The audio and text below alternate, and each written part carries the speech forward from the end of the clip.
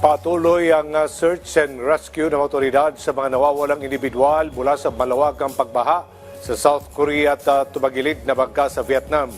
At viral na executive official ng US-based tech company sa Coldplay concert nagbitiw na. Ang detalye sa sentro ng balita ni Joy Salamatin. Nagresulta sa trahedya ang walang patid na malalakas na pag-ulan sa South Korea. Batay sa tala ng Interior Ministry nitong linggo, umabot na sa 17 ang nasawi dahil sa baha at landslide, habang 11 pa ang nawawala kasunod ng 5 araw na walang tigil na pag-ulan, partikular sa Sanchong at Gapyong. Patuloy naman ang rescue operations sa mga apektadong lugar. Hindi naman bababa sa 37 ang kumpirmadong patay sa tumagilid na tourist boat sa Vietnam.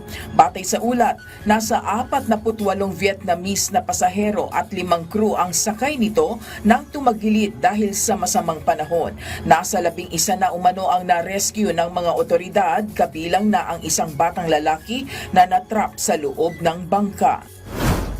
Samantala, 3 araw munang work from home si Israeli Prime Minister Benjamin Netanyahu para magpagaling. Ito'y matapos siyang tamaan ng food poisoning na nagdulot ng intestinal inflammation at dehydration. Tiniyak naman ng kanyang opisina na nananatiling stable ang lagay ni Netanyahu. Patuloy din aniya itong nakatutok sa kanyang tungkulin bilang punong ministro ng Israel.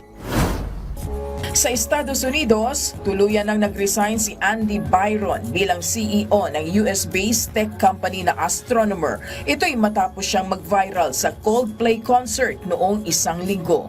Sa inilabas na pahayag ng kumpanya, tinanggap ng Board of Directors ang kanyang pagbibitiw, kung saan hahalili naman bilang interim CEO si Chief Product Officer Pete DeJoy.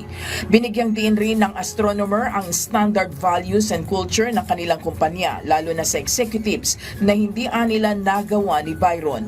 Matatandaan na naging sentro ng usap-usapan si Byron, lalo na sa social media, nang makuhanan sa kiss cam moment ng Coldplay concert na kayakap si Astronomer's Chief of People Officer Christine Cabot.